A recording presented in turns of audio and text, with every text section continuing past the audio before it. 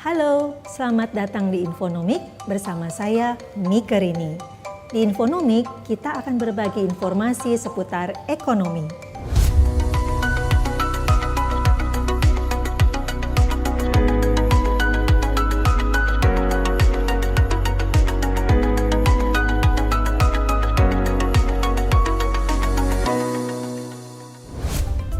Infonomik kali ini kita akan berbagi tentang tata kelola keuangan usaha Anda.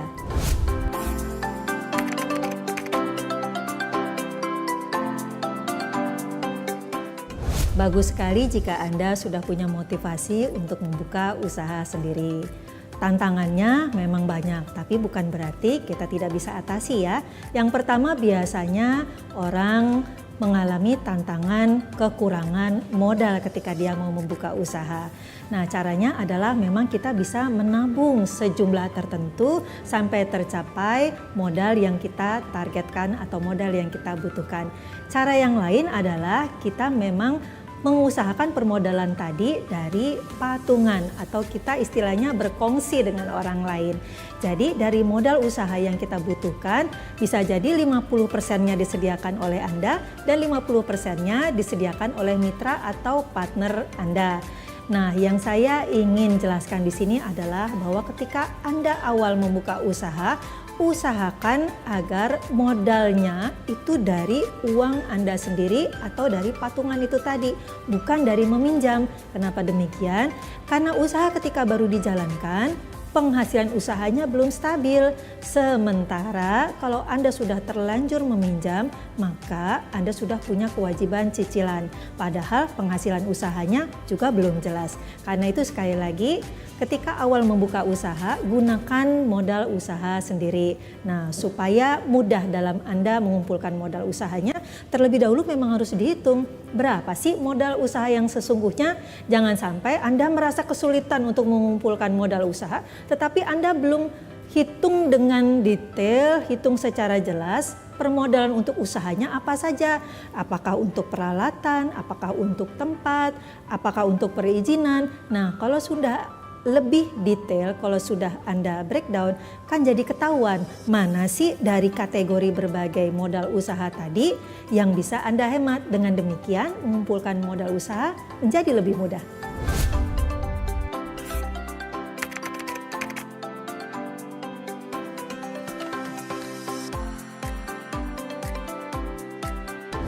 Salah satu tantangan dalam mengelola usaha adalah melakukan pembukuan atau mengelola keuangan ya. Nah, karena itu sebenarnya jangan hal itu dijadikan momok ya, dijadikan semacam halangan yang tidak bisa Anda tembus. Karena pada dasarnya yang namanya mengelola keuangan itu tidak harus membuat Anda menguasai akuntansi. Sederhananya adalah Anda melakukan pencatatan uang yang keluar dan uang yang masuk. Zaman dulu sebelum adanya teknologi finansial, sebelum adanya aplikasi, orang itu dalam melakukan pengelolaan keuangannya, dia melakukan secara tradisional, yaitu dengan melalui pencatatan. Dia mencatat di dalam berbagai buku yang jenisnya berbeda-beda ya. Ini bisa juga Anda praktekkan kalau Anda mau melakukannya secara tradisional. Anda bisa memiliki buku penjualan, buku pencatatan. Ya, kalau disebutnya buku penjualan berarti penjualan Anda yang dicatat di situ. Lah, kalau buku penerimaan berarti seluruh penerimaan yang Anda catat di situ. Kemudian juga Anda bisa ciptakan buku pembiayaan. Berbagai biaya-biaya usaha bisa Anda tulis di situ ya. Dengan demikian ketika Anda ingin tahu berapa sih omset usaha atau total penjualan Anda bisa menemukannya di dalam buku penjualan Anda. Nah, demikian juga dengan kategori buku yang lainnya. Anda bisa mendapatkan berbagai informasi mengenai usaha Anda sendiri dari catatan keuangan yang Anda miliki. Coba Anda bayangin Anda nggak punya catatan ya. Kelihatannya usaha jalan, warungnya penuh, penjualan selalu ada. Tapi Anda nggak pernah tahu penjualannya berapa, biayanya berapa. Anda nggak pernah tahu Anda untung berapa. Nah, melakukan pembukuan secara sederhana dengan mencatat di berbagai kategori buku itu tadi, itu melakukannya secara konvensional atau tradisional.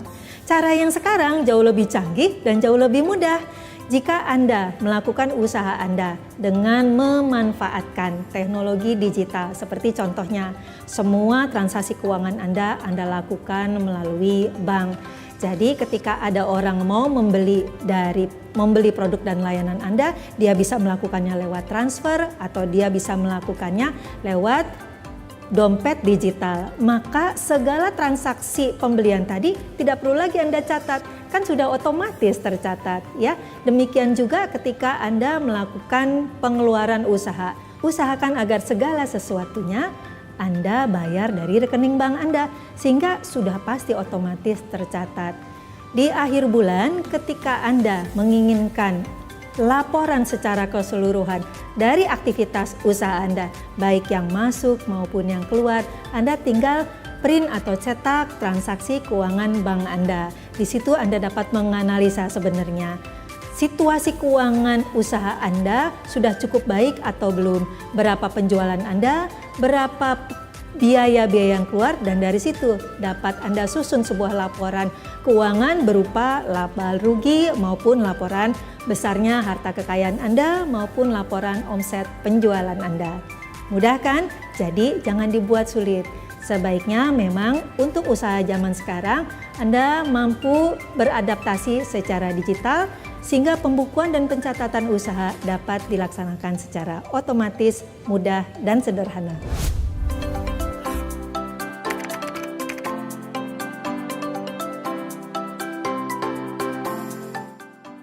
Dalam usaha, pengeluaran itu bisa terjadi kapan saja. Dalam usaha bisa juga terjadi pesanan melebihi kapasitas produksi Anda.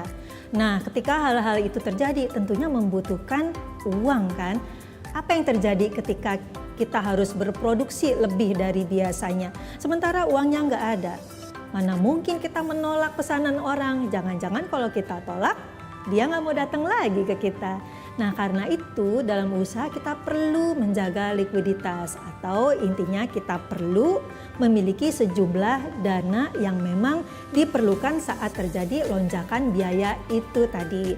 Nah, lonjakan biaya itu tidak hanya terjadi ketika permintaan dari pelanggan meningkat, tapi bisa juga terjadi dari hal-hal yang tidak terduga. Ya, contohnya terjadi musibah dan bencana pada usaha Anda, terjadi kerusakan pada aset usaha Anda ya, sehingga Anda harus keluar uang untuk melakukan biaya recovery, melakukan penggantian peralatan maupun aset usaha yang rusak tadi. Nah, itu kan hal-hal yang tidak terduga yang harus segera Anda laksanakan karena sangat terkait dengan operasional usaha. Kalau tidak diperbaiki, mana mungkin kita bisa beroperasional lagi. Untuk itu, memiliki dana darurat dengan tujuan menjaga likuiditas ya, dengan tujuan untuk mengantisipasi berbagai musibah dan bencana yang mengancam aset-aset usaha Anda perlu dilakukan. Sebaiknya dana darurat untuk usaha dipersiapkan 3, 6 sampai 12 kali dari operasional usaha yang biasanya terjadi. Jika Anda memiliki cukup dana darurat, maka ketika terjadi kondisi-kondisi darurat dalam usaha Anda bisa bertahan sementara waktu.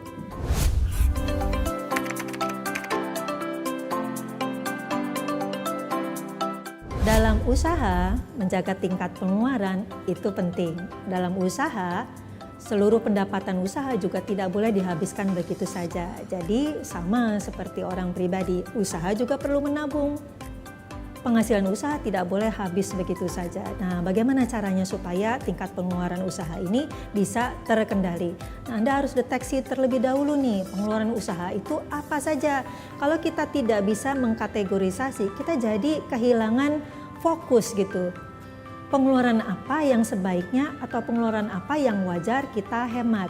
Nah, pengeluaran usaha itu ada dalam berbagai kategori. Contohnya pengeluaran usaha yang langsung terkait dengan produk, contohnya biaya bahan baku ya. Ada juga pengeluaran usaha yang terkait dengan dengan operasional ya. Contohnya seperti listrik, telepon dan lain sebagainya. Ada lagi juga pengeluaran usaha yang biasanya jumlahnya tetap, contohnya seperti gaji karyawan. Jadi operasional usaha mau berapapun selama jumlah karyawannya tetap ya, perusahaan beroperasional atau tidak, gaji karyawan tetap harus dibayar. Nah, pengeluaran-pengeluaran usaha Anda harus Anda deteksi dulu.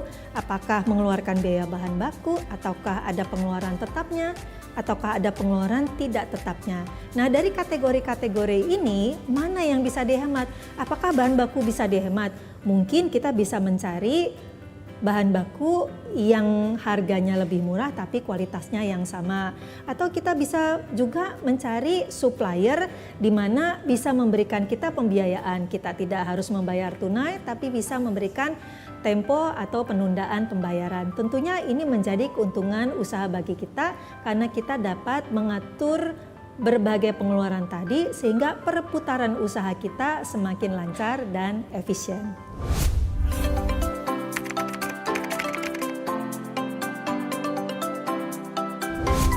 Sangat penting bagi usaha untuk bisa kita ketahui kemajuannya dari waktu ke waktu ya. Karena itu memang kita harus evaluasi. Nah, evaluasi ini sebenarnya harus berdasarkan data yang sesungguhnya ya. Nah, data sesungguhnya ini memang berdasarkan laporan keuangan. Nah, laporan keuangan usaha ada yang namanya laporan laba rugi ada. Ada juga laporan keuangan usaha berupa neraca. Nah, ada juga laporan keuangan berupa arus kas. Nah, kalau laba rugi sesuai dengan namanya, dia menceritakan atau menyajikan sebenarnya pada periode waktu tertentu keuntungan usaha Anda berapa. Nah, di situ didapat laba usaha dari total penjualan dikurangi dengan biaya-biaya. Nah, kalau kita bicara penjualan berarti kan kita bicara mengenai omset usaha ya. Salah satu indikator kita untuk bisa melacak kemajuan usaha adalah dari omset usaha tadi. Omset usaha semakin meningkat dari waktu ke waktu, maka itu merupakan sebuah indikator keuangan usaha kita atau kemajuan keuangan usaha kita bergerak lebih baik. Nah, karena itu memiliki data, memiliki pencatatan keuangan usaha, omset keuangan usaha, total penjualan keuangan usaha Anda dari waktu ke waktu sangat penting sebagai indikator bagi Anda untuk mengukur kemajuan usaha. Namun, omset usaha itu baru pendapatan saja. Kita juga harus menghitung keuntungan ya. Nah, karena itu kita bisa lihat sisi sebelahnya yaitu biaya usaha. Berapa sih keuntungan usaha kita yang sebenarnya? Jangan-jangan omset usaha kita besar, keuntungan usaha kita segitu-gitu aja, berarti biaya usaha kita naik dong. Nah, kalau kita mendapati situasi usaha kita seperti itu, maka yang perlu dievaluasi adalah biaya usahanya. Jangan-jangan kita operasional usahanya menjadi lebih mahal dari waktu ke waktu. Nah, di situ berarti harus ada efisiensi. Dengan demikian, kinerja usaha selain dari waktu ke waktu perlu kita evaluasi, maka apa yang dievaluasi juga perlu kita monitor dari waktu ke waktu juga.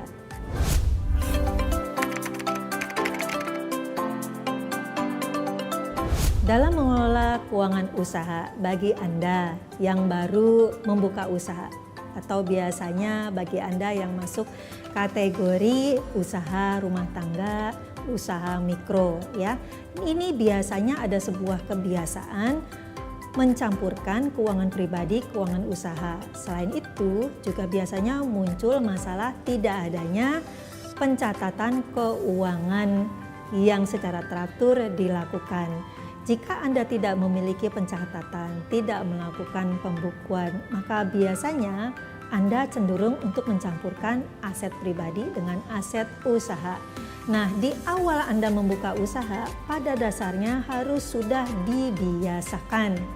Dibiasakan untuk memisahkan antara keuangan pribadi dengan keuangan usaha. Ketika Anda membuka usaha, Anda memang perlu memiliki rekening terpisah untuk usaha Anda, di mana berbagai transaksi keuangan, baik transaksi keluar ya, transaksi pembelian, transaksi pengeluaran maupun transaksi yang sifatnya pemasukan atau pendapatan usaha harus melalui rekening usaha tersebut. Rekening ini dia bisa rekening di bank, tetapi bisa juga dia berupa dompet digital ya. Jadi karena zaman sekarang itu makin canggih sehingga berbagai aktivitas usaha tidak lagi harus dilakukan melalui rekening di bank, melainkan bisa Anda menggunakan berbagai metode pembayaran digital yang lain. Intinya, ketika Anda memiliki usaha di mana Anda mengharapkan usaha tersebut menjadi penghasilan Anda tidak boleh langsung mengambil omset usaha Anda menjadi penghasilan pribadi Anda. Tetapi ketika Anda baru mulai usaha, omset pribadi itu ketika Anda baru memulai usaha, omset usaha Anda ambil sebagian tertentu. Caranya adalah ketika terjadi penjualan, Anda mengambil komisi, kan Anda yang menjual. Cara lain adalah ketika usaha Anda sudah stabil dan omset penjualan Anda juga sudah stabil dan Anda mampu menggaji diri Anda sendiri, maka tiap bulan Anda tidak perlu lagi mengambil dari omset usaha tersebut, tapi dari gaji. Sehingga kebutuhan pribadi Anda bayar dari gaji Anda yang berasal dari usaha tadi.